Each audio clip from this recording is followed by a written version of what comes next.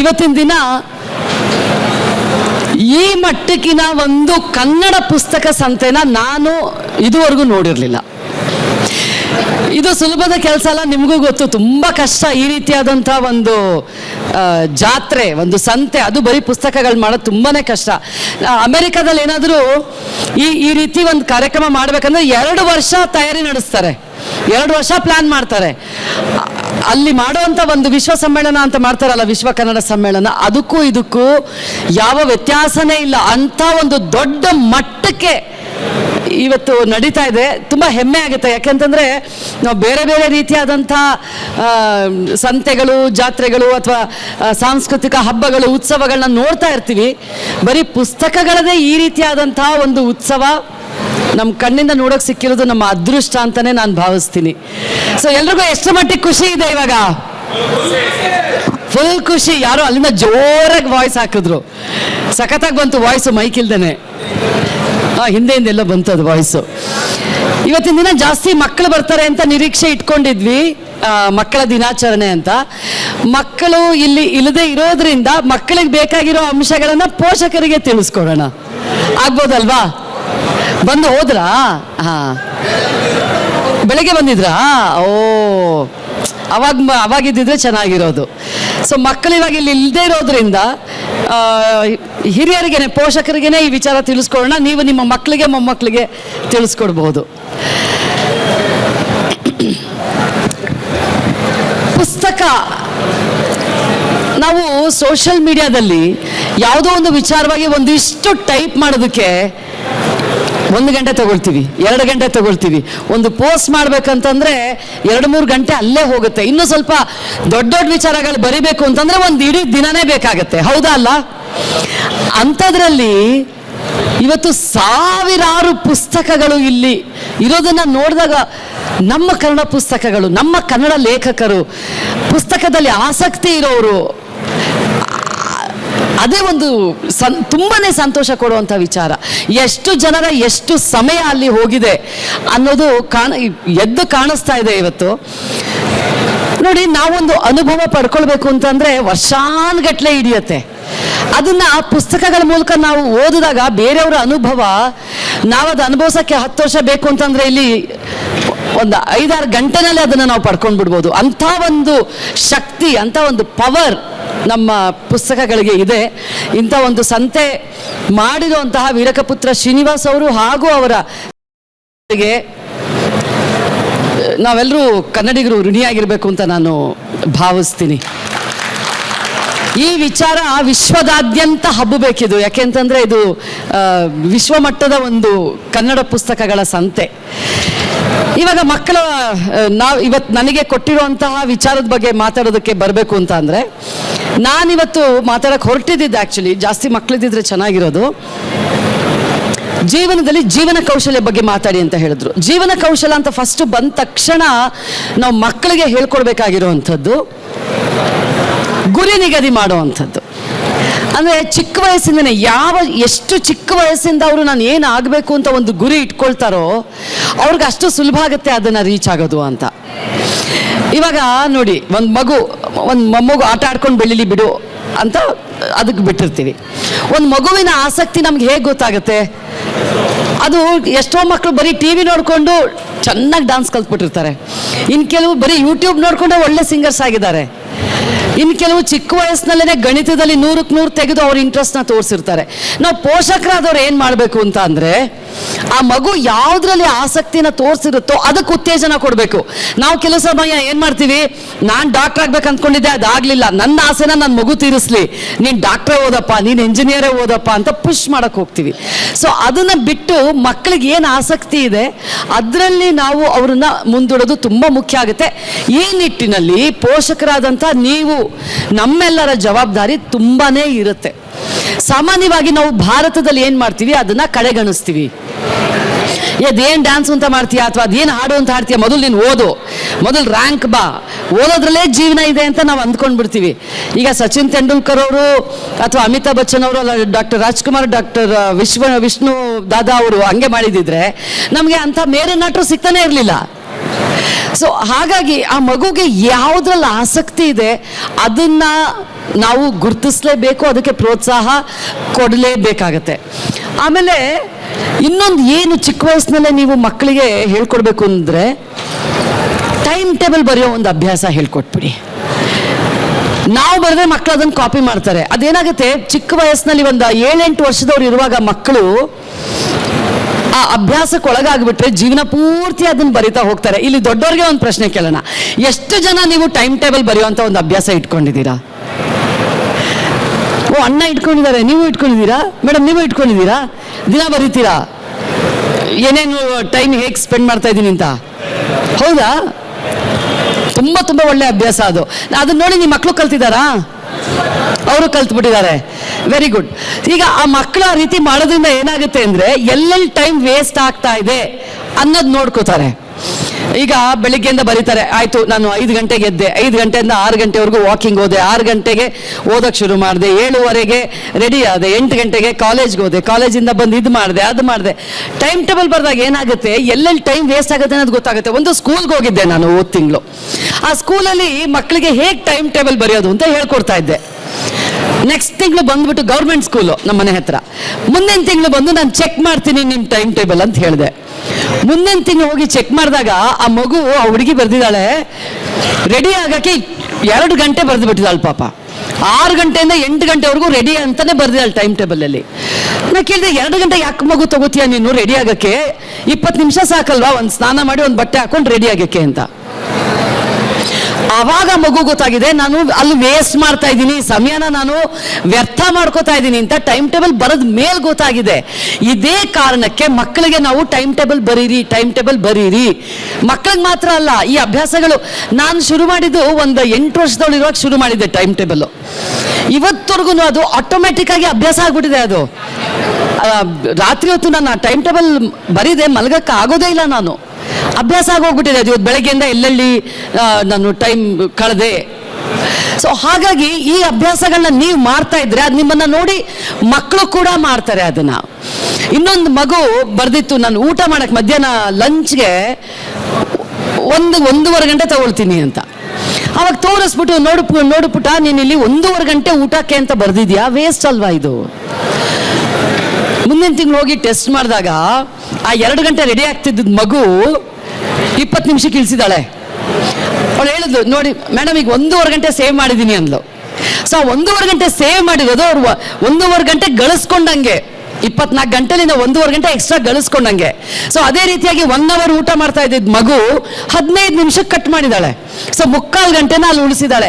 ಇದು ಬರೀ ಮಕ್ಕಳಿಗೆ ಅನ್ವಯ ಆಗಲ್ಲ, ಇದು ನಮ್ಗಳಿಗೂ ಕೂಡ ಅನ್ವಯ ಆಗುತ್ತೆ. ದಿನ ಏನಂತೀವಿ, ಅಯ್ಯೋ ಈ ವರ್ಷ ಹೆಂಗ್ ಮುಗಿದೋಯ್ತು ಅಂತಾನೆ ಗೊತ್ತಾಗ್ಲಿಲ್ಲ, ಈ ತಿಂಗಳು ಹೇಗೆ ಕಳೆದೋಯ್ತು ಅಂತಾನೆ ಗೊತ್ತಾಗ್ಲಿಲ್ಲ ಅಂತ ಮಾತಾಡ್ತಾ ಇರ್ತೀವಿ, ನಿಜ ಅಲ್ವಾ? ಇದೇ ರೀತಿಯಾಗಿ ಕಳೆದೋಗ್ತಾ ಇರುತ್ತೆ. ನಾವು ಬರಲಿಲ್ಲ ಅಂತ ಅಂದ್ರೆ ಅಲ್ಲಿ ಎಲ್ಲಿ ಕಳೀತಾ ಇದೀವಿ, ನಾವು ಎಲ್ಲಿ ವೇಸ್ಟ್ ಮಾಡ್ಕೋತಾ ಇದೀವಿ ಅನ್ನೋದೇ ಗೊತ್ತಾಗಲ್ಲ. ಈಗ ನೋಡಿ, ಎಲ್ರಿಗೂ 24 ಗಂಟೆನೇ ಇರೋದು. ಈಗ ವೀರಕಪುತ್ರ ಶ್ರೀನಿವಾಸ್ ಅವರು ಕೆಲಸ ಮಾಡಿಕೊಂಡು ಮನೇಲಿ ಮಕ್ಕಳನ್ನು ನೋಡಿಕೊಂಡು ಈ ರೀತಿ ಸಂತೆಗಳನ್ನು ಮಾಡಿಕೊಂಡು 100,000 ಗಂಟೆಗಳು ಇದಕ್ಕೆ ಹಾಕ್ತಾ ಇದ್ದಾರೆ. ಇನ್ನು ಕೆಲವರು, ನಮ್ಮ ಕಡೆ ನಾವು ಮೈಸೂರಲ್ಲಿ ಬಳಸ್ತೀವಿ ಒಂದು ಪದ, ಓತ್ಲ ಹೊಡ್ಕೊಂಡು ಅಂತ. ಗೊತ್ತಾ ಪದ? ಓತ್ಲ ಹೊಡ್ಕೊಂಡು ಅಂತಂದ್ರೆ ಏನು ಮಾಡಿದ್ರೆ ಹಿಂಗೆ ಕಳಿಯೋದು ಇಲ್ಲ, ಕಟ್ಟೆ ಮೇಲೆ ಕುತ್ಕೊಂಡು ಟೈಮ್ ವ್ಯರ್ಥ ಮಾಡೋದಿರುತ್ತಲ್ವಾ.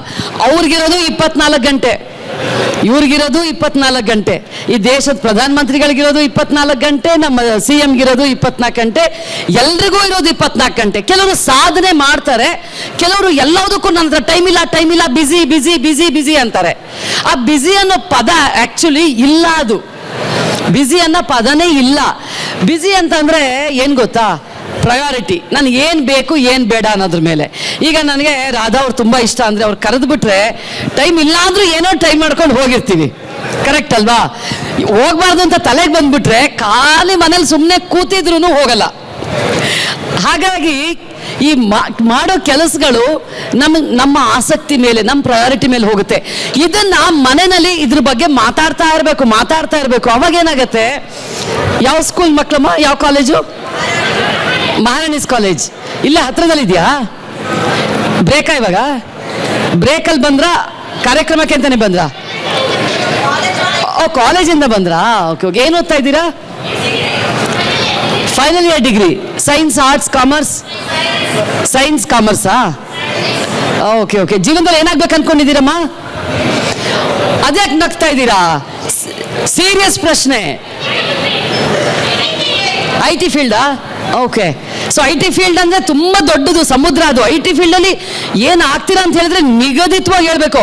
ನಾನು ಡಾಕ್ಟರ್ ಆಗ್ತೀನಿ ಅಲ್ಲ, ನಾನು ಕಾರ್ಡಿಯಾಲಜಿಸ್ಟ್ ಆಗ್ತೀನಿ, ನಾನು ಆರ್ಥೋಪೆಡಿಕ್ ಸರ್ಜನ್ ಆಗ್ತೀನಿ, ನಾನು ಗೈನಕಾಲಜಿಸ್ಟ್ ಆಗ್ತೀನಿ. ಕ್ಲಾರಿಟಿ ಇರಬೇಕಲ್ವಾ? ಸೊ ಏನಾಗ್ತೀರಾ ಅಂತ ಅದಕ್ಕೆ ಕೇಳಿದೆ ನಾನು. ಐ ಟಿ ಫೀಲ್ಡ್ ಅಂದರೆ ಫೀಲ್ಡ್ ಸಮುದ್ರ ಅದು. ಸೊ ಏನಾಗ್ಬೇಕು ಅಂದ್ಕೊಂಡಿದ್ದೀರಾ? ಇನ್ನೂ ಗೊತ್ತಿಲ್ಲ ಅಲ್ಲಮ್ಮ. ಫೈನಲ್ ಇಯರ್ಗೆ ಬಂದಿರ್ತೀರಾ, ಕೋಡಿಂಗು. ಒಂದು ಹೈಸ್ಕೂಲು ಕಾಲೇಜಿಗೆ ಬರೋ ಅಷ್ಟರಲ್ಲಿ ನೀವು ಏನಾಗಬೇಕು ಅಂತ ಒಂದು ಕ್ಲಾರಿಟಿ ಸಿಕ್ಬಿಟ್ರೆ ಏನಾಗುತ್ತೆ ಗೊತ್ತಾ? ಒಂದು ಉದಾಹರಣೆ ಹೇಳ್ತೀನಿ. ಈಗ ಇಲ್ಲಿ ನಮ್ಮ ಲೇಡೀಸ್ ಕೂತಿದ್ದಾರೆ, ಓಕೆ ಮೇಡಮ್. ಈಗ ನೀವು ಬೆಳಗ್ಗೆ ತಿಂಡಿ ಮಾಡಬೇಕು ಅಂದರೆ ಯಾವಾಗ ಡಿಸೈಡ್ ಮಾಡ್ತೀರಾ ಏನು ತಿಂಡಿ ಮಾಡಬೇಕು ಅಂತ? ನೈಟು. ಕೇಳಿಸ್ಕೊಳ್ಳಿ, ಯಾಕೆ ನೈಟೇ ಡಿಸೈಡ್ ಮಾಡ್ತೀರಾ? ಯಾಕೆ ಬೆಳಗ್ಗೆ ಡಿಸೈಡ್ ಮಾಡಲ್ಲ? ಹೌದಾ? ಅವ್ರು ಏನು ಹೇಳಿದ್ರು ಗೊತ್ತಾ? ಮಕ್ಕಳು ಏನು ಮುಂದೆ ಬನ್ನಿ, ಇಲ್ಲಿ ಬನ್ನಿ, ಇಲ್ಲಿ ಬಂದ್ರೆ ಮೇಲೆ ಜಾಗ ಖಾಲಿ ಇದೆ, ಬನ್ನಿ ಇಲ್ಲಿ, ನಂಗೆ ಮಾತಾಡಕ್ಕೆ ಸುಲಭ ಆಗುತ್ತೆ, ಬನ್ನಿ ಇಲ್ಲಿ ಮುಂದೆ ಕೂತ್ಕೊಳ್ಳಿ, ಅಲ್ಲಿ ಕೂತ್ಕೊಳ್ಳಿ ಅಲ್ಲಿ. Yes, good.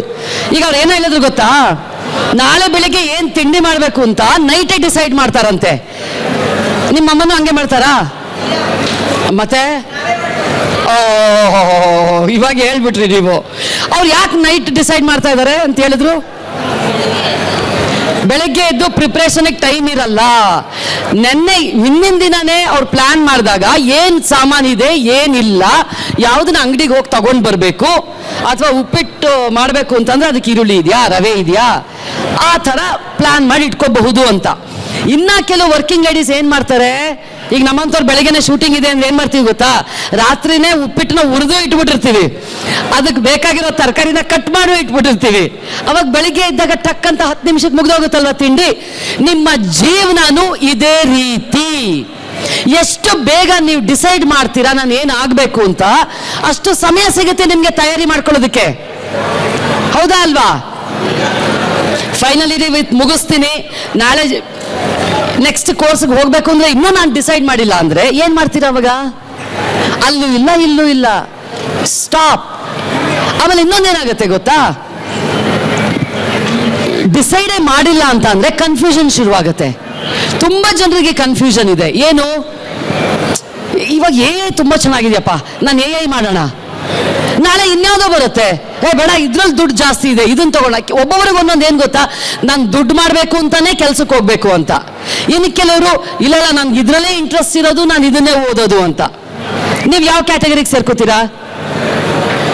ಏನು ಆಸಕ್ತಿ ಇದೆ ಅದು ಮಾಡಬೇಕು ಅಂತನಾ, ಅಥವಾ ಹೇಗೆ? ಏನು ಬೇಡ ಗುರು, ಮದುವೆ ಆಗ್ಬಿಟ್ಟು ಹೋಗ್ತೀನಿ ನಾನು, ಬೆಸ್ಟ್, ಹಂಗಿಲ್ವಾ? ಸೊ ಏನು ಆಗಬೇಕು ಅಂತನಾದ್ರೂ ಒಂದು ಗುರಿ ಇದೆ ನಿಮ್ಗೆ, ಹೇಳಿ. ಈಗ ನಿಮ್ಗೊಂದು ಹೆಲ್ಪ್ ಮಾಡ್ತೀನಿ ನಾನು. ಹೆಲ್ಪ್ ಮಾಡ್ಲಾ? ಗುರಿ ಕೇಳಿಸ್ಕೊ ಕಂದ. ಇಲ್ಲ ಅಲ್ಲಿ ಮಾತಾಡಿ, ಇಲ್ಲ ಇಲ್ಲಿ ಮಾತಾಡಿ. ಬರ್ತೀರಾ ಇಲ್ಲಿ? ಓಕೆ.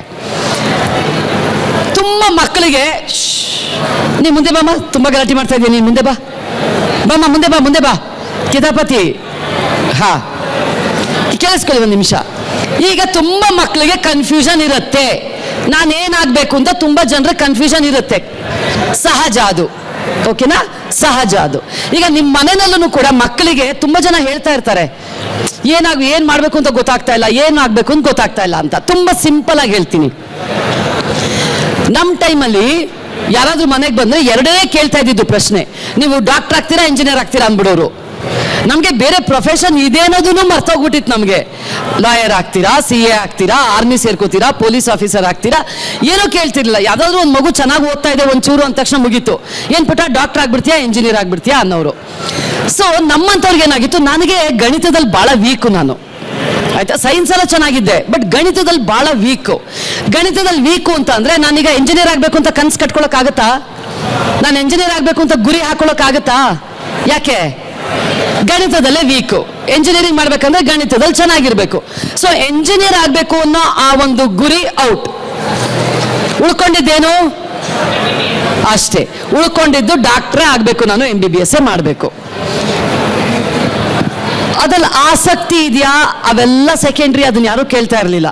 ಫಾರ್ಚುನೇಟ್ಲಿ ನಮ್ಮ ತಂದೆಯವರು ಆ ರೀತಿ ಇರಲಿಲ್ಲ, ಆದರೆ ನಮ್ಮ ಸುತ್ತ ಇದ್ದಿದ್ದ ಸಮಾಜ ಆ ರೀತಿ ಇರ್ತಾ ಇತ್ತು.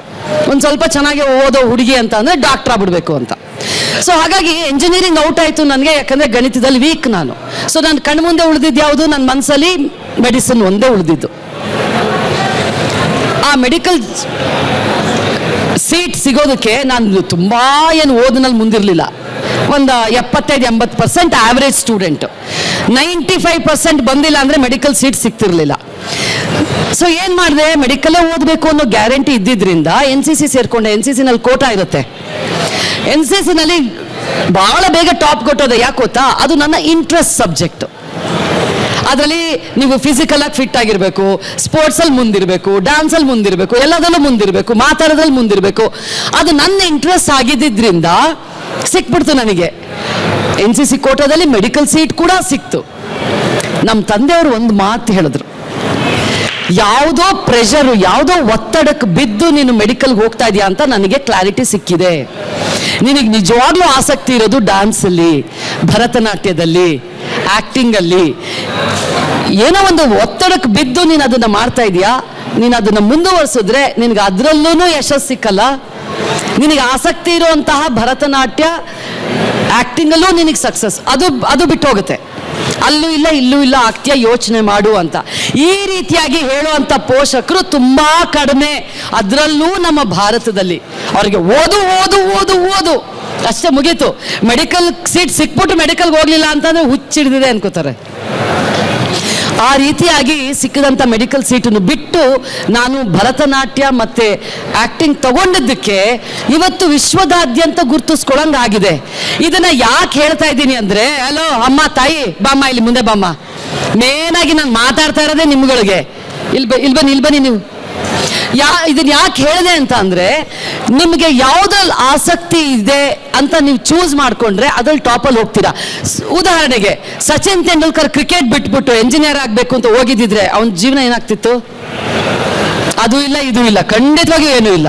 ಇವತ್ತು 2-3 ಸಾವಿರ ಕೋಟಿ ಒಡೆಯ, ಇಡೀ ಪ್ರಪಂಚಕ್ಕೆ ಎಲ್ರಿಗೂ ಗೊತ್ತಿರೋ ಅಂತಹ ವ್ಯಕ್ತಿ. ಯಾವುದನ್ನ ಆಯ್ಕೆ ಮಾಡ್ಕೊಳ್ತೀವಿ ನಾವು ಚಿಕ್ಕ ವಯಸ್ಸಲ್ಲಿ ಅನ್ನೋದೇ ನಮ್ಮ ಯಶಸ್ಸಿನ ಗುಟ್ಟು, ಇನ್ಯಾವುದೂ ಅಲ್ಲ. ಇವಾಗ ನಮ್ಗೆ ಆಸಕ್ತಿ ಇದೆ ಅಂತ ಕಂಡುಹಿಡಿಯೋದು ಹೇಗೆ? ಯಾವುದ್ರಲ್ಲಿ ಆಸಕ್ತಿ ಇಲ್ಲ ಅಂತ ಕಂಡುಹಿಡಿಯೋದು ಸುಲಭ ತಾನೆ? ಹೇಗೆ? ಅದ್ರಲ್ಲಿ ಕಡಿಮೆ ಮಾರ್ಕ್ಸ್ ಬರ್ತಿರುತ್ತೆ, ಅದನ್ನು ಓದಬೇಕು ಅಂದ ತಕ್ಷಣ ಅಳು ಬರುತ್ತೆ, ನಿದ್ದೆ ಬಂದ್ಬಿಡುತ್ತೆ. ನಿಜನಾ? ನಿಮ್ಮ ಫೇವ್ರೇಟ್ ಸಬ್ಜೆಕ್ಟ್ ಯಾವುದ್ರಮ್ಮ? ಕನ್ನಡ ಬಿಟ್ಟು ಗಣಿತನಾ? ಪೈಥಾನ? ಓಕೆ. ಯಾವ್ದು ಇಷ್ಟ ಇಲ್ಲ? ಎಲ್ಲರೂ ನನ್ನ ಕೇಸೆ.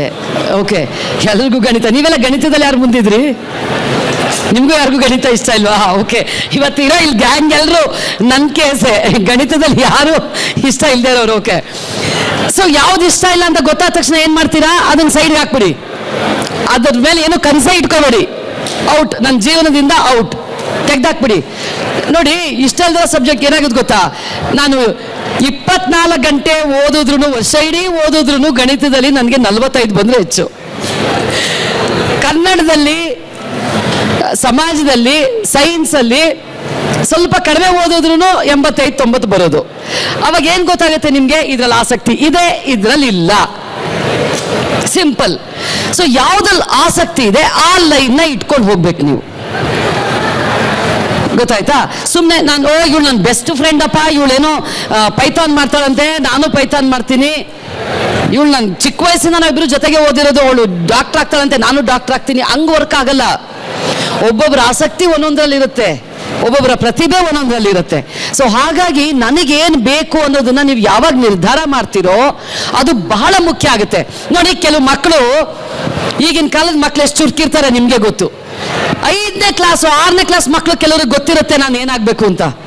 ಕರೆಕ್ಟಾಗಿ ಹೇಳ್ತವೆ ಅವು, ಕರೆಕ್ಟಾಗಿ ನಾನು ಇದೇ ಓದಬೇಕು ಅಂದ್ಕೊಂಡಿದ್ದೀನಿ, ನಾನು ಇದನ್ನೇ ಮಾಡಬೇಕು ಅಂದ್ಕೊಂಡಿದ್ದೀನಿ ಅಂತ 5ನೇ ಕ್ಲಾಸ್ ಮಕ್ಕಳು ಹೇಳ್ತವೆ. ಇನ್ನು ಕೆಲವರು PUC ಮುಗಿಸಿ ಡಿಗ್ರಿಲಿ ಹೋಗೋವರೆಗೂ, ಡಿಗ್ರಿಲಿ ಇರುವಾಗ್ಲೂ ಅವ್ರಿಗೆ ಗೊತ್ತಿರಲ್ಲ ನಾನು ಏನಾಗಬೇಕು ಅಂತ. ವ್ಯತ್ಯಾಸ ಇಷ್ಟೇ, ಯಾರು ಬೇಗ ಡಿಸೈಡ್ ಮಾಡ್ತಾರೋ ಏನಾಗಬೇಕು ಅಂತ ಅವ್ರಿಗೆ ಅಚೀವ್ ಮಾಡೋದು ಸುಲಭ. ಯಾಕೆ? ಕ್ಲಾರಿಟಿ ಇರುತ್ತೆ. ಅದೇ ನಿಟ್ಟಿನಲ್ಲಿ ಕೆಲಸ ಮಾಡ್ತಿರ್ತಾರೆ. ಈಗ ಉದಾಹರಣೆ ಕೊಡ್ತೀನಿ, ನನಗೆ IPS ಮಾಡಬೇಕು ಅಂತ ಒಂದು 10 ವರ್ಷದ ಹುಡುಗ ಡಿಸೈಡ್ ಮಾಡ್ತಾನೆ ಅಂತ ಇಟ್ಕೊಳ್ಳಿ. ಏನು ಮಾಡ್ತಾನೆ? ಅವನ ಗಮನ ಎಲ್ಲ ಅಲ್ಲಿಗೆ ಹೋಗ್ತಿರುತ್ತೆ. ಅದಕ್ಕೆ ಸಿಗಬೇಕಾಗಿರುವಂಥ ಸಬ್ಜೆಕ್ಟನ್ನೇ ಹುಡುಕ್ತಿರ್ತಾನೆ. ಅದರಲ್ಲೇ ಯೂಟ್ಯೂಬಲ್ಲಿ ಸರ್ಚ್ ಮಾಡೋದು, ಗೂಗಲಲ್ಲಿ ಸರ್ಚ್ ಮಾಡೋದು, ನಾನು ಟ್ರೈನಿಂಗಿಗೆ ಎಲ್ಲಿ ಹೋಗಿ ಸೇರ್ಕೊಳ್ಳಿ, ಯಾವ ಕಾಲೇಜಲ್ಲಿ ಇದಕ್ಕೆ ಉತ್ತೇಜನ ಕೊಡ್ತಾ ಇದ್ದಾರೆ, ಎಲ್ಲಿ ಇದಕ್ಕೆ ಟ್ರೈನಿಂಗ್ ಕೊಡ್ತಾ ಇದ್ದಾರೆ, ಅದನ್ನೇ ತಿಳ್ಕೊತಾ ಇರುತ್ತೆ ಆ ಮಗು. ಅದರ ನಿಟ್ಟಿನಲ್ಲೇ ಕೆಲಸ ಮಾಡ್ತಾ ಇರುತ್ತೆ. ಇನ್ನು ಕೆಲವರು ಡಿಸೈಡ್ ಮಾಡದೇ ಇರೋರ್ಗೆ ಏನಾಗುತ್ತೆ, ಇವತ್ತು ಅನ್ಸುತ್ತೆ IPS ಮಾಡ್ಬಿಡೋಣ ನಾನು, ನಾಳೆ ಅನ್ಸುತ್ತೆ ಯಾರೋ ಹೇಳ್ತಾರೆ ಅದ್ರಲ್ಲಿ ಜಾಸ್ತಿ ದುಡ್ಡಿಲ್ಲ ಕಣ, ಇದು ಮಾಡೋ ಇದು ಚೆನ್ನಾಗಿರುತ್ತೆ ಅಂತಾರೆ. ಇನ್ಯಾರೋ ಅಂತಾರೆ ಬೇಡ ನೀವು ನೋಡಕ್ ಹೀರೋ ಇದ್ದಂಗಿದೆ, ಅದೇ ಸಿನಿಮಾ ಮಾಡೋ ಅಂತಾರೆ. ಪಾಪ ಅದು ನಂಬಿಟ್ಟು ಹೋಗಲ್ಲ, ಬಿದ್ದಿರುತ್ತದು ಒಂದು ಸಿನಿಮಾಕ್ಕೆ ಜೀವನ ಡಮಾರ್. ಸೊ ಹಾಗಾಗಿ ಕ್ಲಾರಿಟಿ ಬೇಕು ನಿಮಗೆ, ನಾನು ಇದನ್ನೇ ಮಾಡೋದು, ನಾನು ಇದನ್ನೇ ಆಗೋದು ಅಂತ. ನೀವು ಫೈನಲ್ ಇಯರ್ ಡಿಗ್ರಿಲಿ ಇದ್ದೀರಾ, ನಾನು ಇನ್ನೂ ಡಿಸೈಡ್ ಮಾಡಿಲ್ಲ ಅಂತ ಕೇಳಿ ನನಗೆ ತುಂಬ ಶಾಕ್ ಆಯಿತು ಆ್ಯಕ್ಚುಲಿ. ಈಗ ಡಿಸೈಡ್ ಮಾಡಿ, ಓಕೆನಾ? ಈಗ ಡಿಸೈಡ್ ಮಾಡಬೇಕು. ಆಮೇಲೆ ಒಂದ್ಸಲ ಡಿಸೈಡ್ ಮಾಡಿದ್ಮೇಲೆ ಅದ್ರ ಹಿಂದೆನೇ ಹೋಗ್ಬೇಕು ನೀವು. ಎಲ್ಲಿಗೆ ಹೋದ್ರೂ ಫಸ್ಟ್ ನಾವು ಮಾತಾಡೋ ಜೀವನ ಕೌಶಲ್ಯ, ಸಾಫ್ಟ್ ಸ್ಕಿಲ್ಸ್ ಬಗ್ಗೆ ಮಾತಾಡ್ತೀವಿ ಅಂದರೆ ನಾವು ಫಸ್ಟ್ ಮಾತಾಡೋದೇ ಅದು. ಜೀವನದಲ್ಲಿ ಫಸ್ಟ್ ಒಂದು ಗುರಿ ಹಾಕೊಂಡ್ಬಿಡಿ. ಈಗ ನಾನು ಮನೆ ಬಿಟ್ಟೆ, ಮನೆಯಿಂದ ಹೊರಡುವಾಗ ಏನಿರುತ್ತೆ ನಮ್ಮ ತಲೆಯಲ್ಲಿ, ಎಲ್ಲಿ ಬರಬೇಕು ಅಂತಿರುತ್ತೆ, ಶಾಲಿನಿ ಮೈದಾನಕ್ಕೆ ಹೋಗಬೇಕು. GPS ಎಲ್ಲಿಗೆ ಹಾಕೋತೀವಿ, ಶಾಲಿನಿ ಮೈದಾನಕ್ಕೆ ಹಾಕೋತೀವಿ. ನಾನಿಲ್ಲಿ 1 ಗಂಟೆಗೆ ಇರಬೇಕು. ಎಷ್ಟೊತ್ತು ತೋರಿಸ್ತಾ ಇದೆ ಗೂಗಲ್ ಮ್ಯಾಪು, ಅರ್ಧ ಗಂಟೆ ತೋರಿಸ್ತಾ ಇದೆ. ಎಷ್ಟು ಗಂಟೆಗೆ ಬಿಡ್ಬೇಕು ನನ್ನ ಮನೆ, 12:30ಗೆ ಬಿಡಬೇಕು. ಸೊ ಇದೆಲ್ಲ ಪ್ಲಾನ್ ಮಾಡ್ಕೋತೀವಲ್ವಾ, ಇದನ್ನೇ ನಿಮ್ಮ ಜೀವನಕ್ಕೆ, ನಿಮ್ಮ ಎಜುಕೇಶನ್ಗೆ, ನಿಮ್ಮ ವೃತ್ತಿಗೆ ಅಳವಡಿಸ್ಕೋಬೇಕು.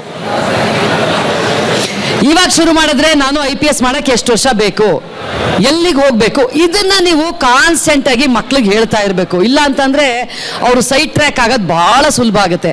ಆಮೇಲೆ ನಾನು ಈ ಟೈಮ್ ಟೇಬಲ್ ಬಗ್ಗೆನೂ ಮಾತಾಡ್ತಾ ಇದ್ದೆ. ಈಗ ಏನು ಟೈಮ್ ಟೇಬಲ್ ಬರೆಯೋ ಅಭ್ಯಾಸ ನಿಮ್ಗಿದೆ ಅಲ್ವಾ, ಅದನ್ನು ಮಕ್ಳಿಗೆ ತೋರಿಸ್ತಾ ಇರಬೇಕು. ನಾವು ಬರೆದ್ರೆ ನಮ್ಮ ಮಕ್ಕಳು ಅದನ್ನ ಫಾಲೋ ಮಾಡ್ತಾರೆ. ಸೊ ಈ ಅಷ್ಟು ವಿಚಾರಗಳು ತುಂಬ ಮುಖ್ಯ. ಇನ್ನೊಂದು, ನಾವು ಜೀವನ ಕೌಶಲ್ಯ ಇದಕ್ಕೆ ಬಂದಾಗ ಇತ್ತೀಚಿನ ದಿನಗಳಲ್ಲಿ ನಡೀತಾ ಇರುವಂತಹ ತುಂಬ ದೊಡ್ಡ ಪ್ರಾಬ್ಲಮ್ ಏನು ಅಂತ ಅಂದರೆ, ಈ ಪೀಳಿಗೆ, ನಮ್ಮ ಜನರೇಷನಲ್ಲಿ ಅಷ್ಟು ಕಾಣಿಸ್ಲಿಲ್ಲ, ಆದರೆ ಈ ಪೀಳಿಗೆಗೆ ಒತ್ತಡ ಆಗ್ತಾ ಇರೋದು ಅವರ ಒಂದು ಒತ್ತಡ, ಪಿಯರ್ ಪ್ರೆಷರ್ ಅಂತ ಏನು ಹೇಳ್ತೀವಿ, ಆ ಒತ್ತಡಕ್ಕೆ ಮಣಿದು ಜೀವನವನ್ನು ನಡೆಸ್ತಾ ಇದ್ದಾರೆ. ಉದಾಹರಣೆಗೆ 2 ವರ್ಷದ ಹಿಂದೆ ನನ್ನ ಕ್ಲಾಸ್ಮೇಟ್, ನನ್ನ ಜೊತೆ ಓದಿದಂಥ ಒಂದು ಲೇಡಿ ನನಗೆ ಫೋನ್ ಮಾಡಿದ್ಲು. ಫೋನ್ ಮಾಡಿಬಿಟ್ಟು ಹೇಳಿದ್ಲು, ಮಕ್ಕಳನ್ನ ಸ್ಕೂಲಿಗೆ ಕಳಿಸ್ತಾ ಇರೋದೇ ದೊಡ್ಡ ವಿಚಾರ, ಲಕ್ಷಾಂತರ ರೂಪಾಯಿ ಫೀಸ್ ಕಟ್ಬಿಟ್ಟು, ಯಾವುದೋ ಒಂದು ಹೊಸ ಮೊಬೈಲ್ ಬಂದಿದೆ, ಅದು 1,15,000 ಅಂತೆ, ಆ್ಯಪಲ್ ಫೋನ್ ಯಾವುದೋ ಒಂದು, ಅದನ್ನ ತಕ್ಕೊಡೋ ಅಂತ ಹಠ ಮಾಡ್ತಾ ಇದ್ದಾಳೆ. ನಮಗೊಂದು 25,000 ರೂಪಾಯಿ ಫೋನ್ ತಗೊಡೋದೇ ದೊಡ್ಡ ಕಷ್ಟ, ಅಂಥದ್ರಲ್ಲಿ 1,20,000 ಕೊಡುವಂಥ ಚಾನ್ಸೇ ಇಲ್ಲ, ನೀನು ಸ್ವಲ್ಪ ಹೇಳು. ಆ ಮಗು ಜೊತೆ ಮಾತಾಡಿದಾಗ ಯಾಕೆ ಅಂತಂದ್ರೆ, ಇಲ್ಲ ನನ್ನ ಫ್ರೆಂಡ್ಸ್ ಹತ್ರ ಎಲ್ಲರ ಹತ್ರ ಇದೆ ಅದು ಫೋನು, ನನಗೂ ಬೇಕು. ಏನಾಗ್ತಾ ಇದೆ ಇವತ್ತಿನ ದಿವಸ, ನಮ್ಮ ಮಕ್ಕಳಿಗೆ ಆ ಪ್ರೆಷರ್ಗೋಸ್ಕರ ಮಣಿತಾ ಇದೆ. ನನಗೆ ಬೇಕಾ ಬೇಡವಾ ಅವ್ರು ಯೋಚನೆ ಮಾಡ್ತಾ ಇಲ್ಲ.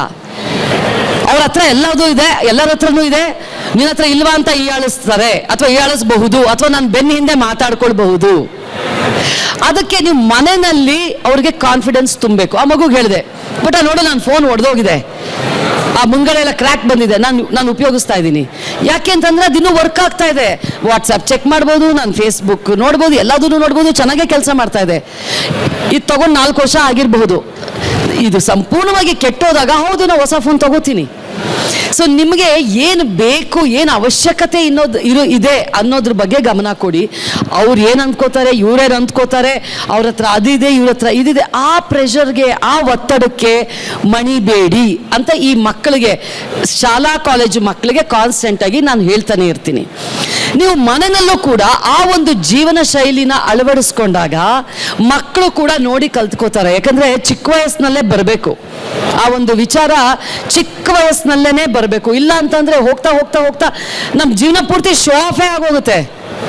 ಎಷ್ಟಿದ್ರೂ ಸಾಲಲ್ಲ, ನಾವು ಎಷ್ಟು ದುಡಿದ್ರೂ ಸಾಲಲ್ಲ, ಸಮಯ ಎಲ್ಲ ಅದಕ್ಕೆ ವ್ಯರ್ಥ ಆಗ್ತಾ ಇರುತ್ತೆ. ಬೇಕಾಗಿರುವಂಥದ್ದು ಎಷ್ಟಿರುತ್ತೆ. ಈಗ ಬರುವಾಗ್ಲೂ ಕೂಡ ಒಂದು ಮಗು ಜೊತೆ ಅದನ್ನೇ ಮಾತಾಡ್ಕೊಂಡು ಬಂದೆ. ನೋಡಿ, ಯಾವುದೋ ಒಂದು ಕಾನ್ಫರೆನ್ಸ್ಗೆ ಹೋಗ್ಬೇಕಂತೆ ಸ್ಕೂಲಿಂದ, ಅದಕ್ಕೆ ಶಾಪಿಂಗ್ ಹೋಗ್ಬೇಕು ನಾನು ಅಂತ. ನಮ್ಮ ಅಣ್ಣನ ಮಗಳೇ, ಶಾಪಿಂಗಿಗೂ ನೀನು ಹೋಗೋ ಕಾನ್ಫರೆನ್ಸ್ಗೂ ಏನು ಸಂಬಂಧ? ಈಗ ನಮ್ಮದೇ ಮದುವೆ ಆಗ್ತಾ ಇದೆ ಅಂದರೆ ಹೌದಮ್ಮ ಹೊಸ ಬಟ್ಟೆ ತಗೋಬೇಕು, ಹೊಸದೇನೋ ಒಪ್ಕೊಳ್ಳೋಣ.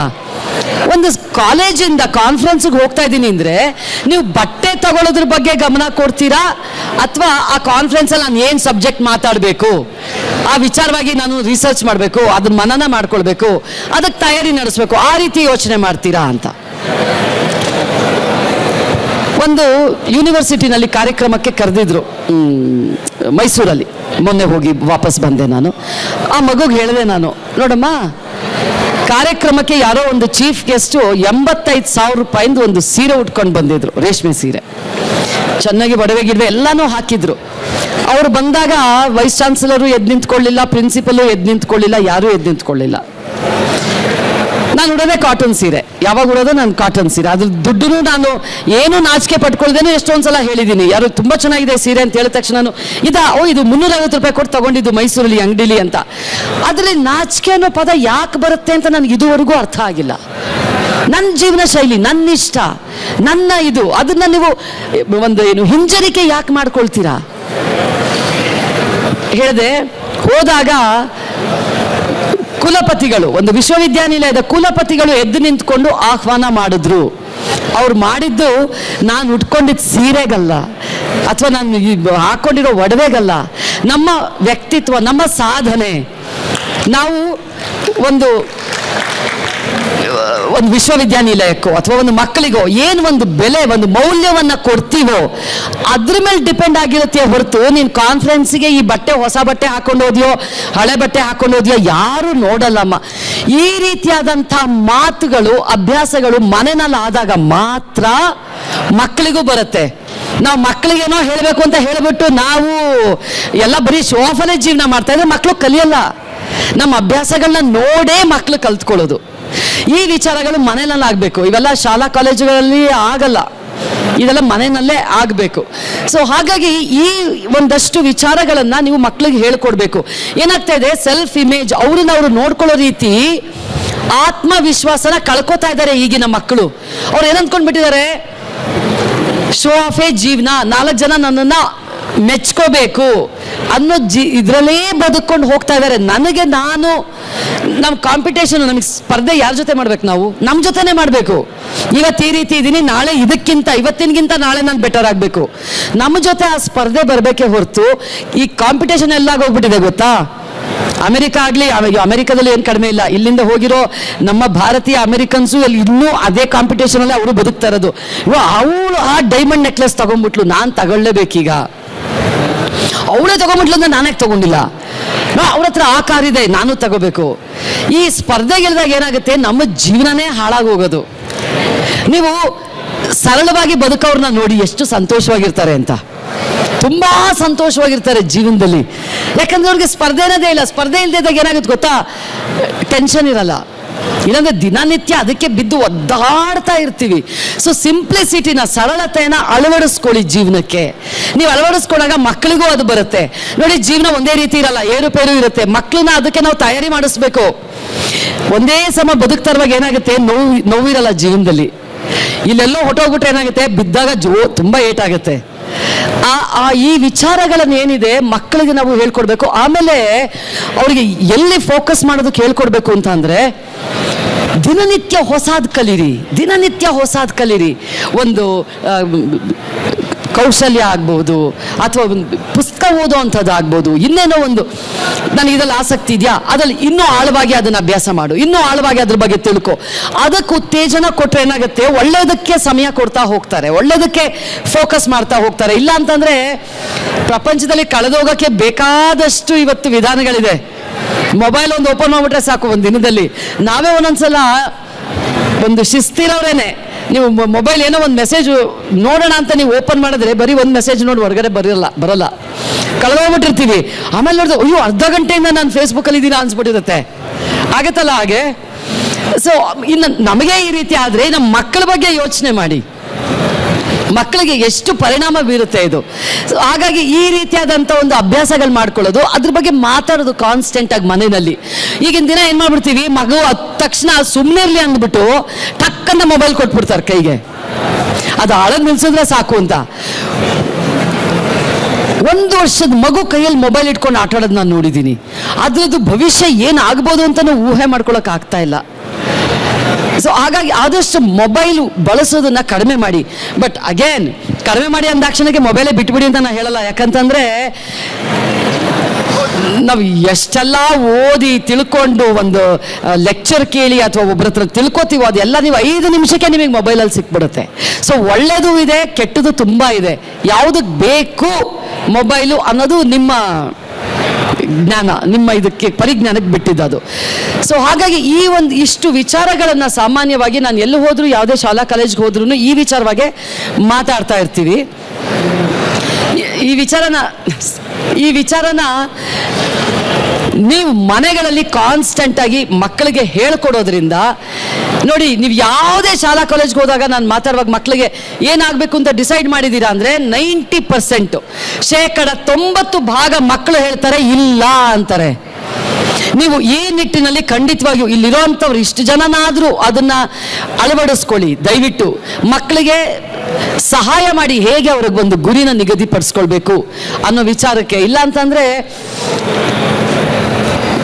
ಏನೂ ಗುರಿ ಇಲ್ಲದೆ ಹೋಗೋರು ಹೇಗಿರುತ್ತೆ ಅಂತಂದರೆ, ಎಲ್ಲ ಹೋಗಬೇಕು ಅಂತ ಗೊತ್ತಿಲ್ಲದೆ ಕಾರ್ ತೆಗೆದುಬಿಟ್ಟು ಸುಮ್ಮನೆ ರೋಡ್ ಮೇಲೆ ಹೋಗ್ತಾ ಇರೋಂಗೆ, ಹೋಗೋ ಅಷ್ಟು ದೂರ ಹೋಗೋಣ, ಪೆಟ್ರೋಲ್ ಖಾಲಿ ಆಗೋವರೆಗೂ ಹೋಗ್ತಾ ಇರೋಣ ಜೀವನದಲ್ಲಿ ಅಂತ. ಅದೇ ನಮಗೊಂದು ಎಲ್ಲ ಹೋಗ್ತಾ ಇದ್ದೀನಿ ಅನ್ನೋ ನಮಗೆ ಡೆಸ್ಟಿನೇಷನ್ ಗೊತ್ತಿದ್ರೆ ಏನು ಮಾಡ್ತೀವಿ, ಕರೆಕ್ಟಾಗಿ ಅಲ್ಲಿಗೆ ಹೋಗಿ ತಲುಪುತ್ತೀವಿ. ಈ ವಿಚಾರನ ನೀವು ಮಕ್ಕಳಿಗೆ ಕಾನ್ಸ್ಟೆಂಟಾಗಿ ಹೇಳ್ತಾನೇ ಇರಬೇಕು ದಯವಿಟ್ಟು. ಆಮೇಲೆ ಗೊತ್ತಿರೋಂಥ ಮಕ್ಕಳು ನಿಮ್ಮ ಮುಂದಿನ ನೆಕ್ಸ್ಟ್ ಮಕ್ಳಿಗೆ ನೀವು ಹೇಳಬೇಕು.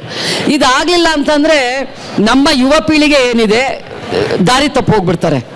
ಯಾವ ಕಡೆ ಹೋಗಬೇಕು ಅನ್ನೋದೇ ಗೊತ್ತಾಗಿದೆ. ಇವತ್ತಿನ ದಿನ ಎಷ್ಟೋ ಮಕ್ಕಳು ಡಿಗ್ರಿ ಕಂಪ್ಲೀಟ್ ಮಾಡಿಲ್ಲ, ಅಥವಾ ಡಿಗ್ರಿ ಕಂಪ್ಲೀಟ್ ಮಾಡಿದ್ರು ಕೆಲಸ ಸೇರ್ಕೊಂಡಿಲ್ಲ, ಅಥವಾ ಕೆಲಸ ಸಿಕ್ಕಿಲ್ಲ. ಇದೆಲ್ಲ ಯಾಕೆ ಆಗುತ್ತೆ ಅಂತ ಅಂದರೆ, ಸರಿಯಾದ ಸಮಯದಲ್ಲಿ ಸರಿಯಾಗಿ ನನಗೇನು ಬೇಕು, ನಾನು ಏನು ಆಗಬೇಕು ಅನ್ನೋ ಒಂದು ಗುರಿನ ಇಟ್ಕೊಳ್ಳದೆ ಇರೋದು ಒಂದೇ ಒಂದು ಕಾರಣಕ್ಕೆ ಅದಾಗತ್ತೆ. ಆಮೇಲೆ ಎಷ್ಟೋ ಮಕ್ಕಳಿಗೆ ಕೇಳ್ತಾರೆ, ನಿಮ್ಮ ಗುರಿನ ತಲುಪೋದಕ್ಕೆ ಇಲ್ಲಿ 3 ಮಕ್ಕಳಿದ್ದಾರೆ, ಅವ್ರನ್ನೇ ಕೇಳ್ಬಿಡೋಣ. ನೀವೊಂದು ಗುರಿ ಹಾಕೊಂಡಿದ್ದೀರಾ, ಒಂದು ಗೋಲ್ ಸೆಟ್ ಮಾಡಿದ್ದೀರಾ ನಿಮ್ಮ ಜೀವನದಲ್ಲಿ ಏನಾಗಬೇಕು ಅಂತ. ಯು ಹ್ಯಾವ್ ಡಿಸೈಡೆಡ್, ಓಕೆ ಏನಾಗಬೇಕು ಅಂದ್ಕೊಂಡಿದ್ದೀರಾ? ಡಾಕ್ಟರ್. ನೀವು ಸೇಮ್ ಡಾಕ್ಟರ್. ಏನಪ್ಪ CA. ಡಾಕ್ಟರ್ ಅನ್ನೋ ಪದ ನನಗೆ ಅರ್ಥ ಆಗಲಿಲ್ಲ. ಯಾಕೋತಾ, ಯು ಆರ್ ನಾಟ್ ಸೀರಿಯಸ್. ಯಾರು ಡಾಕ್ಟರ್ ಅಂತ ಹೇಳಲ್ಲ ಅಲ್ಲಿ. ಏನು ಹೇಳಬೇಕು? ಎಕ್ಸಾಕ್ಟ್ಲಿ. ಆವಾಗ ನಿಮಗೆ ಕ್ಲಾರಿಟಿ ಇದೆ ಅನ್ನೋದು ಗೊತ್ತಾಗುತ್ತೆ. ನೀವೇನಾಗಬೇಕು? ಕಾರ್ಡಿಯಾಲಜಿಸ್ಟ್. ನೀವೇನಾಗಬೇಕು? ಪೀಡಿಯಾಟ್ರಿಷನ್. ಸೊ ಆ ಕ್ಲಾರಿಟಿ ಜೊತೆಗೆ ಹೇಳಿದಾಗ ಎಸ್ ಯು ಆರ್ ಸೀರಿಯಸ್. ಇವಾಗ ಏನು ಓದ್ತಾ ಇದ್ದೀರಾ ನೀವು? First PU. Very good. ನೀವು ಫಸ್ಟ್ PU ಯಾವ ಕಾಲೇಜಮ್ಮ? ಓಕೆ. ಸೊ ಇವಾಗ ಡಾಕ್ಟರ್ ಆಗಬೇಕು ಅಂತ ಹೇಳಿದ್ರಿ. ಆ ನಿಟ್ಟಿನಲ್ಲಿ ಏನು ಕೆಲಸ ಮಾಡ್ತಾ ಇದ್ದೀರಾ ಇವಾಗ ನೀವು? ಹೇಗೆ ತಯಾರಿ ನಡೆಸಿದ್ದೀರಾ ಹೇಳಿ?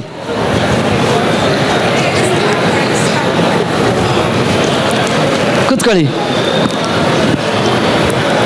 ಗುರಿಯನ್ನ ನಿಗದಿಪಡಿಸೋದು ಒಂದಾದರೆ ಅದನ್ನ ಹೇಗೆ ಪಡ್ಕೊಳ್ಬೇಕು ಅಂತ ನೀವು ಒಂದು ಮಾರ್ಗ ಹಾಕೋತೀರಾ ಗೊತ್ತಾ? That is most important. ಇದಾಗಬೇಕು ಅಂತ ಮನಸ್ಸಲ್ಲಿ ಡಿಸೈಡ್ ಮಾಡಿ ಬಿಟ್ಬಿಡೋದು ಅಲ್ಲದೆ ಅಲ್ಲ.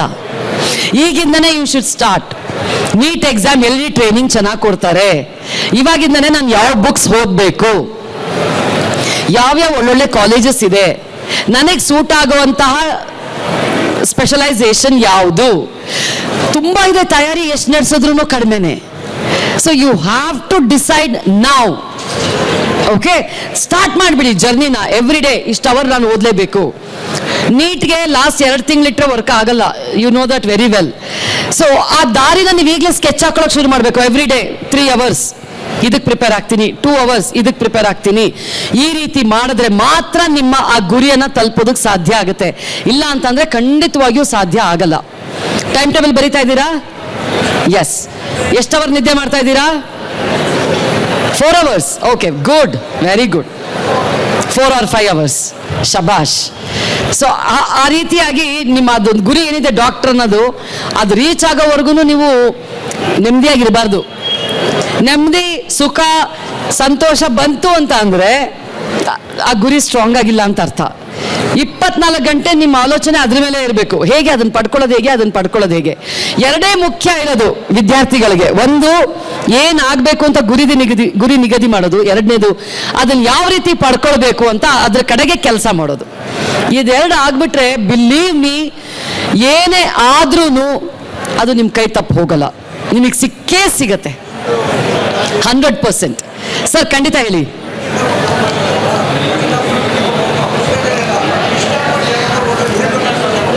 ಟ್ವೆಂಟಿ 24 hours ಓದಿ ಅಂತ ಹೇಳಿಲ್ಲ ಸರ್.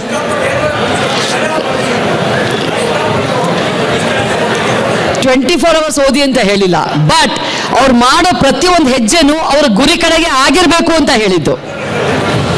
ಅವರ ಗುರಿ ಕಡೆಗೇನೆ ಪ್ರತಿಯೊಂದು ಹೆಜ್ಜೆ, ಅವ್ರ ಆಲೋಚನೆ ಗುರಿ ಕಡೆ ಇರಬೇಕು, ಅವ್ರು ಮಾಡೋ ಒಂದು ಕೆಲಸ ಗುರಿ ಕಡೆ ಇರಬೇಕು. ಓದೋದು ಒಂದು ವಿಚಾರ ಆದರೆ ಏನಾಗುತ್ತೆ ಸರ್, ತಯಾರಿಗೆ ಎಷ್ಟು ಸಮಯ ಇದ್ರೂ ಸಾಲಲ್ಲ. ತಯಾರಿ ಅನ್ನೋದು ಒಂದಿರುತ್ತೆ, ಯಾಕಂದ್ರೆ ಅವ್ರ ಮೈಂಡ್ ಸೆಟ್ ಮಾಡ್ಕೋಬೇಕು ಅದ್ರ ಕಡೆಗೇನೆ. ಎಲ್ಲ ಆಟ ಆಡ್ಕೊಂಡೆ ಸಿನಿಮಾ ನೋಡಕ್ ಹೋಗೋಣ ಬಾ, ಇದು ಮಾಡಕ್ ಹೋಗೋಣ, ಅದ್ ನೋಡಕ್ ಹೋಗೋಣ ಬಾ, ಎಲ್ಲ ಮಾಡ್ಕೊಂಡು ಅವ್ರು ಬರೀ 2 hour ಕೂತ್ಕೊಂಡು ಓದೋದೇ ಆಗಲ್ಲ. ಇವತ್ತಿನ ದಿನ ಕಾಂಪಿಟೇಷನ್ ಹೆಂಗಿದೆ ಗೊತ್ತಾ ಸರ್, ನೀವು ಹೋಗಿ ನೋಡ್ಬೇಕು, ಆ ನೀಟ್ ಎಕ್ಸಾಮ್ ಪಾಸ್ ಮಾಡೋಕ್ಕಾಗಲ್ಲ. ಅಷ್ಟು ಆ ಪುಸ್ತಕ ನೋಡ್ಬಿಟ್ಟು ನಂಗೆ ತಲೆ ತಿರುಗಿ ಬಂದ್ಬಿಟ್ಟಿತ್ತು. ಥ್ಯಾಂಕ್ ಗಾಡ್ ನಮ್ಮ ಟೈಮಲ್ಲಿ ಇದೆಲ್ಲ ಇರಲಿಲ್ಲ ಅಂತ. ಸೊ ಅಷ್ಟು ಕಷ್ಟ ಇದೆ. ಅವ್ರ ಕಾಂಪಿಟೇಷನ್ನು ಅದೇ ರೀತಿನಲ್ಲಿದೆ, ಎಷ್ಟು ಎಫರ್ಟ್ ಹಾಕಿದ್ರೂ ಕಡಿಮೆನೆ. ಸೊ ಆ ರೀತಿಯಾಗಿ ಸ್ಟಾರ್ಟ್ ಯುವರ್ ಪ್ರಿಪ್ರೇಷನ್ ಇವಾಗಲೇ ಸ್ಟ್ರಾಂಗ್ ಆಗಿ. ಆಮೇಲೆ ನಿಮ್ಮ ಜೊತೆಗಿರೋರ್ಗು ಈ ವಿಚಾರಗಳನ್ನ ಹೇಳ್ಕೊಡ್ತಾ ಇರಿ. ಆ್ಯಂಡ್ ಮೋಸ್ಟ್ ಇಂಪಾರ್ಟೆಂಟ್, ನಿಮ್ಮಗಿಂತ ಚಿಕ್ಕ ಮಕ್ಳು ಇರ್ತಾರೆ ನೋಡಿ, ನಿಮ್ಮ ಜೂನಿಯರ್ಸು, ಅವ್ರಿಗೆ ಆದಷ್ಟು ಬೇಗ ಒಂದು ಗುರಿ ಸೆಟ್ ಮಾಡೋಕ್ಕೆ ಹೇಳ್ಕೊಡಿ. ನನ್ನ ಪ್ರಕಾರ ದ ಮೋಸ್ಟ್ ಇಂಪಾರ್ಟೆಂಟ್ ಥಿಂಗ್ ಅದೇ ಆಗುತ್ತೆ ಜೀವನದಲ್ಲಿ. ಇವಾಗ ಒಂದು ಗುರಿ ಸೆಟ್ ಮಾಡಿದ್ರೆ ಅದನ್ನು ಅಚೀವ್ ಮಾಡ್ಕೊಳ್ಳೋಕೆ ಏನೇನು ಪಾಯಿಂಟ್ಸ್ ಬೇಕು ಅಂತ ಅನ್ಸುತ್ತೆ ನಿಮಗೆ? ಕಾನ್ಸಂಟ್ರೇಷನ್, ಆಮೇಲೆ ಫೋಕಸ್, ಆಮೇಲೆ ಟೈಮ್ ಮ್ಯಾನೇಜ್ಮೆಂಟ್, ಆಮೇಲೆ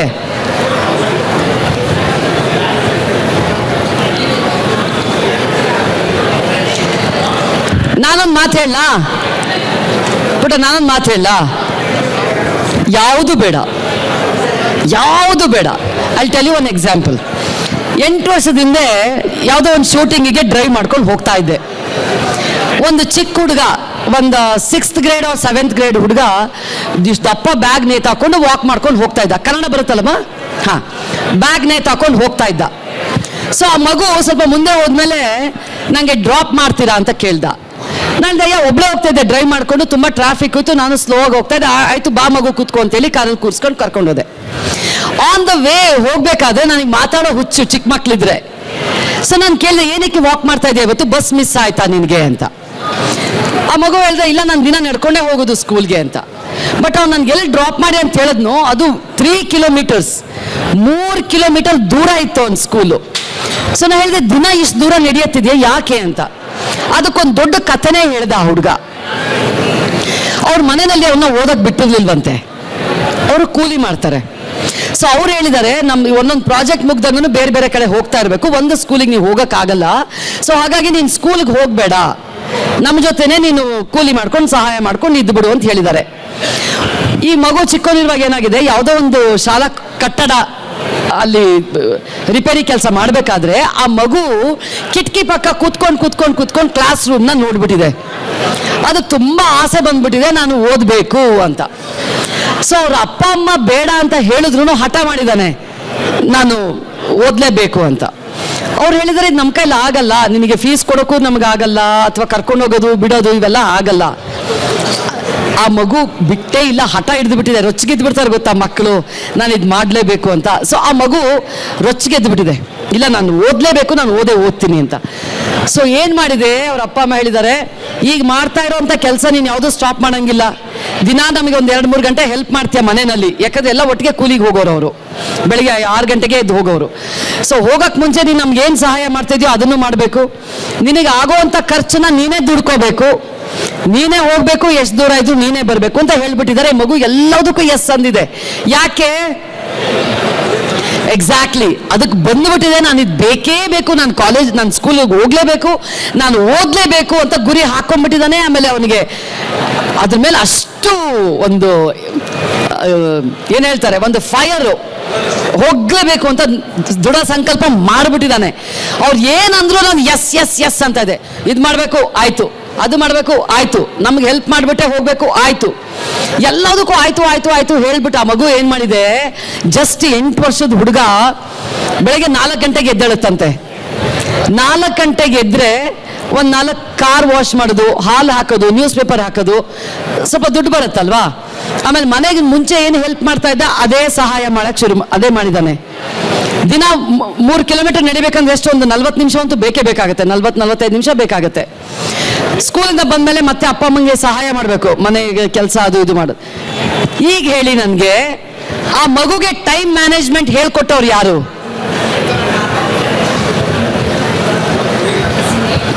ಪರ್ಫೆಕ್ಟ್ ಆನ್ಸರ್. ಅವನ ಗುರಿ ಇದ್ದಂಥದ್ದು ಅವನ ಕೈಲಿ ಎಲ್ಲದನ್ನೂ ಮಾಡಿಸ್ತಾ ಇದೆ. ಅವನಿಗೆ ಯಾವುದು ಕಷ್ಟ ಅನ್ನಿಸ್ತಾ ಇಲ್ಲ. ಒಟ್ನಲ್ಲಿ ಅವನಿಗೆ ಅದು ಬೇಕು. ಅವನು ಹಾಕೊಂಡಿರೋ ಗುರಿನ ಅವ್ನು ತಲುಪಬೇಕಷ್ಟೇ. ನಾನು 3 ಕಿಲೋಮೀಟರ್ ಅಲ್ಲ 10 ಕಿಲೋಮೀಟರ್ ನಡಿತೀನಿ, 4 ಗಂಟೆಗೆ ಎದ್ದೇಳಿದ್ರ ಬದಲು 3 ಗಂಟೆಗೆ ಎದ್ದೇಳ್ತೀನಿ, ಬಟ್ ನಾನು ಇದು ಮಾಡಬೇಕು. ಎಲ್ಲದನ್ನೂ ನಮಗೆ ಕಲಿಸೋ ಅಂಥದ್ದು. ಈಗ ನೀವು ಟೈಮ್ ಮ್ಯಾನೇಜ್ಮೆಂಟ್ ಅಂದ್ರಿ, ಡಿಸಿಪ್ಲಿನ್ ಅಂದ್ರಿ, ಫೋಕಸ್ ಅಂದ್ರಿ, ಕಾನ್ಸಂಟ್ರೇಷನ್ ಅಂದ್ರಿ, ಎಲ್ಲವುದು ಬರೋದು ಯಾವಾಗ ಗೊತ್ತಾ? ಆಟೋಮ್ಯಾಟಿಕಲಿ ನಿಮ್ಮ ಗುರಿ ಏನಿದೆ, ಅದು ನಿಮ್ಗೆ ಎಷ್ಟು ಬೇಕೇ ಬೇಕು ಅನ್ನೋ ಒಂದು ಆಸೆ ಇದೆ ಅಲ್ವಾ, ಅದು ನಿಮ್ಮ ಕೈ ಎಲ್ಲದನ್ನು ಮಾಡಿಸುತ್ತೆ. ಸೊ ಹಾಗಾಗಿ ಈಗಿನ ವಿದ್ಯಾರ್ಥಿಗಳಿಗೆ ಮೇನ್ ಆಗಿ ಬೇಕಾಗಿರೋದು, ನಾನು ಮೊದಲಿಗೆ ಎಲ್ಲೇ ಹೋದ್ರೂ ಕೇಳೋ ಪ್ರಶ್ನೆ ಅದೇ, ಗುರಿ ಹಾಕ್ಕೊಂಡಿದ್ದೀರಾ, ಏನು ಬೇಕು ಅಂತ ಕ್ಲಾರಿಟಿ ಗೊತ್ತಿದೆಯಾ? ಅದು ಗೊತ್ತಿದ್ರೆ ಯು ಆರ್ ಸಕ್ಸಸ್ಫುಲ್. ಅದು ಮಾಡಿಸುತ್ತೆ ನಿಮ್ಮ ಕೈಯಲ್ಲಿ, ಅದೆಲ್ಲದನ್ನು ಕಲಿಸುತ್ತೆ, ಎಲ್ಲದನ್ನು ಮಾಡಿಸುತ್ತೆ. ಸೊ ಇದನ್ನ, ಈ ಅವೇರ್ನೆಸ್ ನೀವು ಸ್ಪ್ರೆಡ್ ಮಾಡಬೇಕು ಹೋಗಿದ ಕಡೆ. ವೆನ್ ಎವರ್ ಯು ಮೀಟ್, ಚಿಕ್ಕ ಮಕ್ಕಳನ್ನ ಮೀಟ್ ಮಾಡ್ತಿರ್ತೀರಾ, ನಿಮ್ಮ ಅಕ್ಕಪಕ್ಕದ ಮನೆಯವ್ರನ್ನ ಭೇಟಿ ಮಾಡ್ತಿರ್ತೀರಾ, ಅಂತ ಮಕ್ಕಳಿಗೆ ಹೇಳ್ಕೊಡಿ. ಆಮೇಲೆ ಇಲ್ಲಿರುವಂಥ ತುಂಬ ಪೋಷಕರು ನಿಮ್ಮ ಮನೇಲಿರುವಂತಹ ಮಕ್ಕಳು ಮೊಮ್ಮಕ್ಕಳಿಗೇನೆ ಈ ವಿಚಾರವನ್ನು ಹೇಳ್ತಾ ಇರಿ. ನೀವು ಆದಷ್ಟು ನೀನು ಏನಾಗಬೇಕು ಅಂದ್ಕೊಂಡಿದ್ಯಾ ಡಿಸೈಡ್ ಮಾಡು, ಬೇಗ ಡಿಸೈಡ್ ಮಾಡು. ಅವ್ರು ಎಷ್ಟು ಕಷ್ಟಪಡ್ತಾರೋ ಬಿಡ್ತಾರೋ ಅದು ಸೆಕೆಂಡ್ರಿ. ಅವಾಗ ನೀವು ಓದು ಅಂತಲೂ ಹೇಳಬೇಕಾಗಿಲ್ಲ, ಈಗ ನಾವೇ ಉದಾಹರಣೆಗೆ ಭರತನಾಟ್ಯ ಕಲಿಬೇಕಾದ್ರೆ ದಿನಕ್ಕೆ 6 ಗಂಟೆ 8 ಗಂಟೆ ಪ್ರಾಕ್ಟೀಸ್ ಮಾಡ್ತಾ ಇದ್ದೆ. ಪರೀಕ್ಷೆ ಬಂದ್ರೂ ಪುಸ್ತಕ ತೆಗೆದು ಓದಬೇಕು ಅಂದರೆ ಗಮನ ಬರ್ತಿರ್ಲಿಲ್ಲ. ಸೊ ಹಾಗಾಗಿ ಅವ್ರು ಯಾವುದ್ರಲ್ಲಿ ಆಸಕ್ತಿ ಇರುತ್ತೋ ಅದ್ರಲ್ಲಿ ಮಾಡಲಿ. ಎಷ್ಟು ಅವಾಗ ನೀವು ಹೇಳೋ ಅವಶ್ಯಕತೆನೇ ಇಲ್ಲ. ಪ್ರಾಕ್ಟೀಸ್ ಮಾಡು ಅನ್ನಂಗಿಲ್ಲ, ಓದು ಅನ್ನಂಗಿಲ್ಲ, ಅವ್ರಿಗೆ ಬಂದುಬಿಡುತ್ತೆ.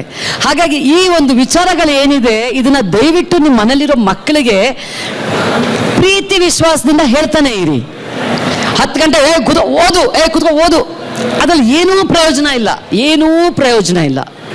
ಡಿಸೈಡ್ ಮಾಡು, ನಿನ್ಗೇನು ಬೇಕು ಜೀವನದಲ್ಲಿ ಅದನ್ನೇ ಡಿಸೈಡ್ ಮಾಡು ಅಂತ ಹೇಳೋದಿದೆಯಲ್ಲ, ಅದು ಆ್ಯಕ್ಚುಲಿ ಬೇಕಾಗಿರೋ ಪಾಯಿಂಟ್. ಅದು ತುಂಬ ಬೇಕಾಗಿರೋ ಪಾಯಿಂಟ್. ಅದು ನಿನ್ಗೇನು ಮಾಡಬೇಕು ಅಂದ್ಕೊಂಡಿದ್ಯಾ ಅದನ್ನು ನಿರ್ಧಾರ ಮಾಡು ಪುಟ್ಟ. ನಿನ್ಗೇನು ಇಷ್ಟ, ನಿನ್ಗೇನು ಆಗಕ್ಕಿಷ್ಟ, ಆ ರೀತಿಯಾಗಿ ಮಕ್ಕಳಿಗೆ ಉತ್ತೇಜನವನ್ನು ಕೊಡಿ. ಸೊ ಈ ಅಷ್ಟು ವಿಚಾರಗಳನ್ನು ನಾನು ಸಾಮಾನ್ಯವಾಗಿ ಮಾತಾಡ್ತೀನಿ. ಯೂಶಲಿ ನಾನು ಮಾತಾಡೋದು ವಿದ್ಯಾರ್ಥಿಗಳಿಗೆ ಆಗಿರೋದ್ರಿಂದ ಸಾಮಾನ್ಯ ಇಂಟ್ರಾಕ್ಟಿವ್ ಸೆಷನ್ ಇರುತ್ತೆ. ತುಂಬ ಕ್ವಶನ್ಸ್ ಕೇಳ್ತಾರೆ ಮಕ್ಕಳು. ಆವಾಗ ಇನ್ನೂ ಸಾಕಷ್ಟು ವಿಚಾರಗಳು, ಒಬ್ಬರೇ ಮಾತಾಡೋವಂಥದ್ದು ಸಬ್ಜೆಕ್ಟ್ ಅಲ್ಲ ಇದು. ಆಲ್ವೇಸ್ ಅದು ಒಂಥರ ಅಲ್ಲಿಂದ ಪ್ರಶ್ನೆ ಬರುತ್ತೆ, ಇಲ್ಲಿಂದ ಅದಕ್ಕೆ ಉತ್ತರ ಹೋಗುತ್ತೆ, ಆ ರೀತಿ ಆದಂಥದ್ದು. ಇವತ್ತು ಜಾಸ್ತಿ ವಿದ್ಯಾರ್ಥಿಗಳು ಇಲ್ಲದೆ ಇರೋದ್ರಿಂದ ಎಷ್ಟು ಮಟ್ಟಿಗೆ ಆಗುತ್ತೋ ನನಗೆ ಗೊತ್ತಿಲ್ಲ. ಯಾರಿಗಾದ್ರೂ ಏನಾದರೂ ಪ್ರಶ್ನೆ ಇದ್ರೆ ಕೇಳ್ಬೋದು, ಆಗ ಅದ್ರ ಬಗ್ಗೆ ಮಾತಾಡೋಕ್ಕೆ ನಂಗೆ ಸುಲಭ ಆಗುತ್ತೆ. ಏನಾದರೂ ಪ್ರಶ್ನೆ ಇದೆಯಾ ನಿಮ್ಗೆ? ನಥಿಂಗ್. ಸೊ ಯಾರಿಗೂ ಏನು ಈ ವಿಚಾರವಾಗಿ ಏನು ಪ್ರಶ್ನೆ ಇಲ್ಲ ಅನ್ಕೋತೀನಿ. ಓಕೆ, ಮುಗಿಸೋಣ. ಎಷ್ಟಾಯ್ತು ಸರ್ ಟೈಮ್? ಮುಗಿಸೋಣವಾ? ಓಕೆ. ಸೊ ಆ್ಯಕ್ಚುಲಿ ಒಳ್ಳೆ ನಂಬರು ಇಲ್ಲಿ ಸೇರಿದ್ದೀರಾ, ಅದು ಖುಷಿ ಆಯಿತು ನನಗೆ. ನಾವು ಶುರು ಮಾಡಿದಾಗ ಇಷ್ಟು ಜನ ಇರಲಿಲ್ಲ. ಬರ್ತಾರ ಈ ಸಬ್ಜೆಕ್ಟ್ ಏನು ಬೋರಿಂಗ್ ಸಬ್ಜೆಕ್ಟ್ ಅಂತ ಅಂದ್ಕೊಂಡಿದ್ದೆ, ಆದರೆ ಸಮಾಧಾನವಾಗಿ ತುಂಬ ಜನ ಕೂತಿದ್ದೀರಾ. ಧನ್ಯವಾದಗಳು ನಿಮಗೆ. ಕೂತ್ಕೊಂಡು ಕೇಳಿಸ್ಕೊಂಡಿದ್ದೀರಾ ಇಷ್ಟೊತ್ತು. ಏನೋ 1-2 ಪಾಯಿಂಟ್ ಆದರೂ, ಇಬ್ಬರಿಗಾದರೂ ಹೆಲ್ಪ್ ಆದ್ರೂ ಏನೋ ಮಾತಾಡಿದ ಸಾರ್ಥಕ ಅಂತ ನಮ್ಗೆ ಅನಿಸುತ್ತೆ. Thank you so much. ನಿಮಗೆ ಏನು ನಿಮ್ಮ ವಿಚಾರಗಳು ನೆನಪಿರುತ್ತೋ ಅದನ್ನು ದಯವಿಟ್ಟು ನಿಮಗೆ ಗೊತ್ತಿರುವಂಥ ಚಿಕ್ಕ ಮಕ್ಕಳಿಗೆ, ಮಿಡಲ್ ಸ್ಕೂಲ್ ಹೈಸ್ಕೂಲಲ್ಲಿರುವಂಥ ಮಕ್ಕಳಿಗೆ ದಯವಿಟ್ಟು ಈ ವಿಚಾರವನ್ನು ತಿಳಿಸ್ಕೊಡೋಕ್ಕೆ ಪ್ರಯತ್ನ ಪಡಿ. Okay, thank you so much.